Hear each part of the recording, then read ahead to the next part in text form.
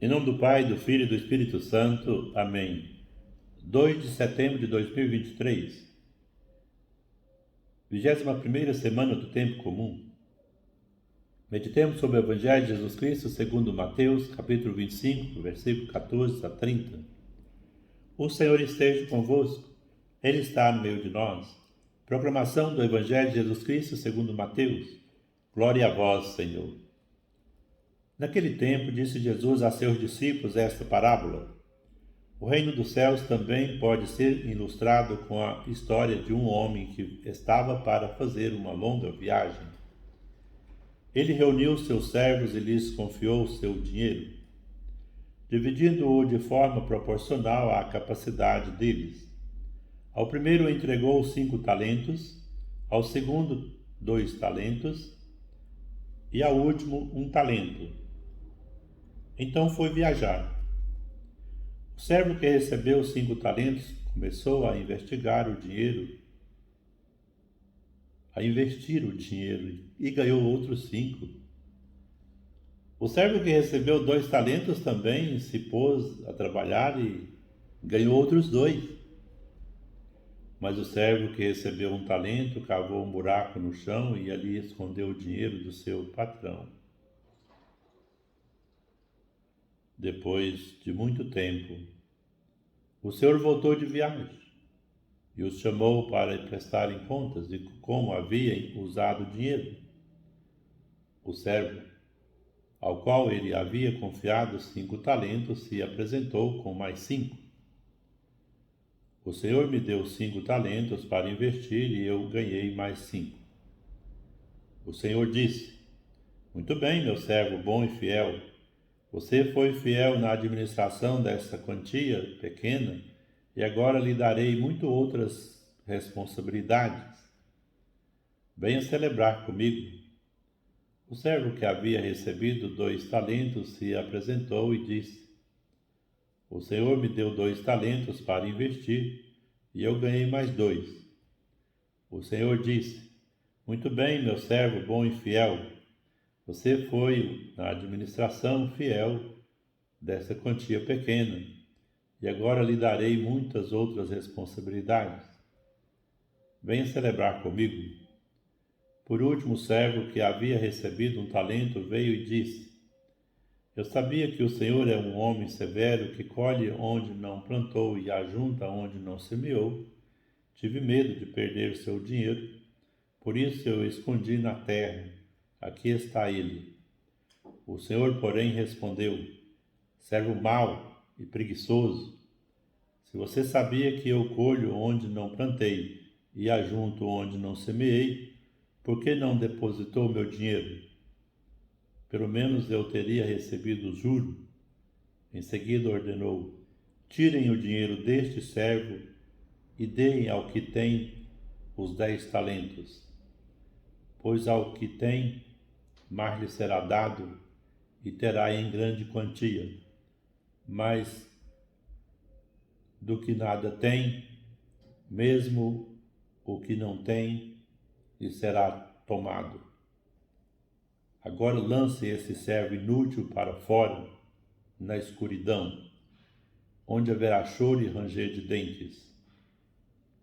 Palavra da salvação. Glória a vós, Senhor.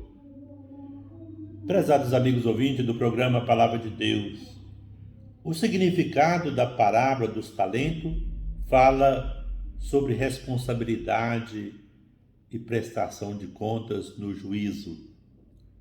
Esta parábola pertence a uma série de exortações de Jesus em relação à sua segunda vinda.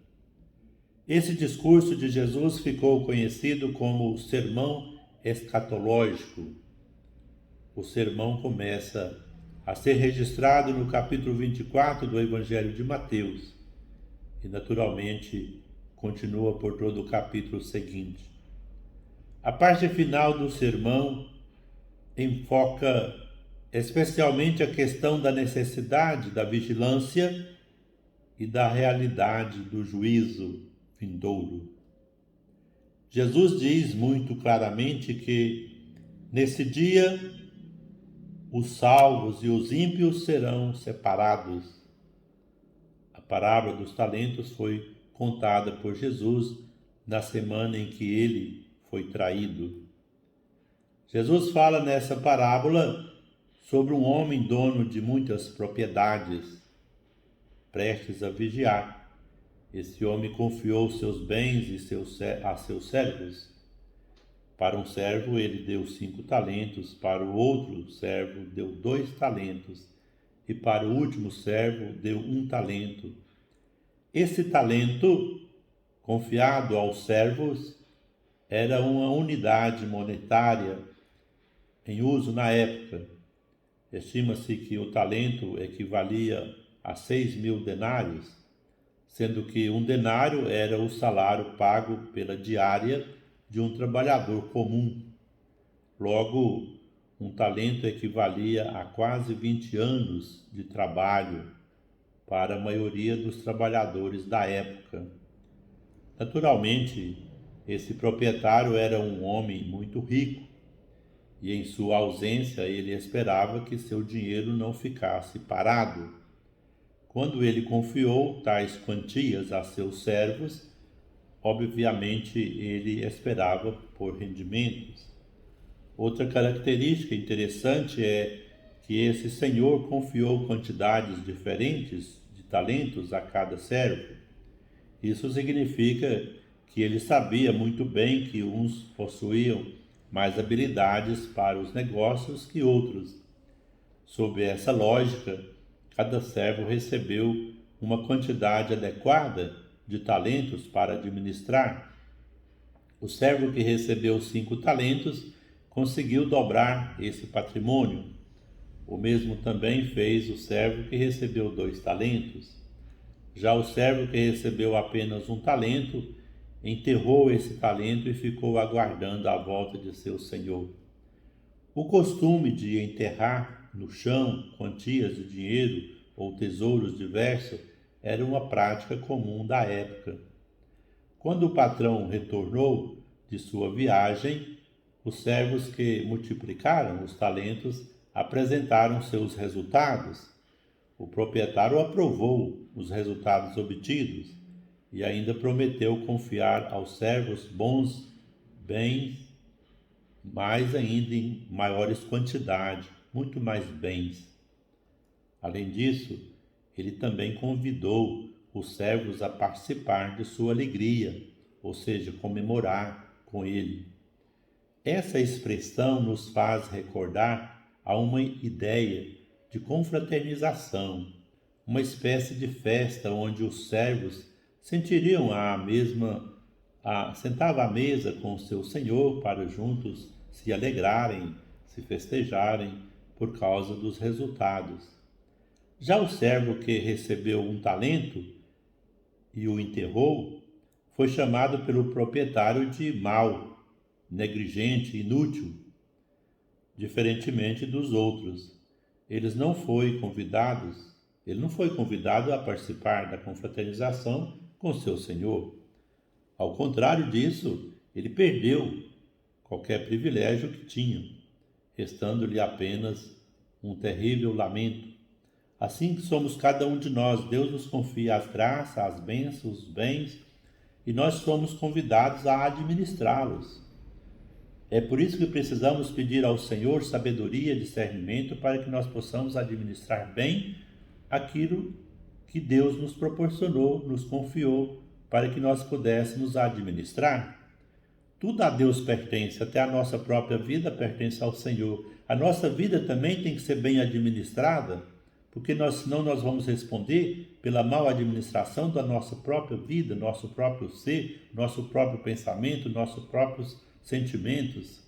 Na medida em que nós nos colocamos na presença do Senhor, colocamos a nossa confiança no Senhor, na medida em que nós pedimos ao Senhor, Ele vai nos atender. Pedi e recebereis, batei e a porta vos será aberta, procure e encontrareis. Se as coisas não estão dando certo na sua vida, as coisas que não dão certo na minha vida, é porque nós estamos fazendo do nosso jeito, e o nosso jeito nem sempre é certo. É preciso de ser feito do jeito de Deus, do jeito que Deus quer, porque o projeto é do Senhor, não é nosso, não nos pertence. É o Senhor que deve nos capacitar, é Ele que nos capacita, na medida em que nós deixamos, na medida em que nós procuramos, na medida em que nós aceitamos, que nós possamos ter um coração aberto à ação de Deus, deixar o Espírito Santo de Deus nos mover, nos capacitar para bem administrar a nossa vida e aquilo que o Senhor nos concede a graça de poder administrar.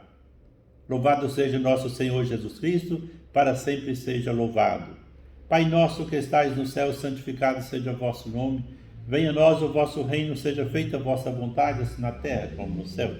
O pão nosso de cada dia nos dai hoje, perdoai as nossas ofensas, assim como nós perdoamos a quem nos tem ofendido. Não nos deixeis cair em tentação, mas livrai-nos do mal. Amém. Ave Maria, cheia de graça, o Senhor é convosco, bendito sois vós entre as mulheres, bendito é o fruto de vosso ventre, Jesus. Santa Maria, Mãe de Deus, rogai por nós, pecadores, agora e na hora de nossa morte. Amém. Vamos de Deus receber a bênção e desejamos de coração que Ele nos capacita na administração de tudo aquilo que o Senhor nos confia. O Senhor esteja convosco, Ele está no meio de nós. Abençoe-vos, ó Deus Todo-Poderoso, o Pai, o Filho e o Espírito Santo. Amém. Paz, saúde e alegria. Fica com Deus. Paz de Cristo.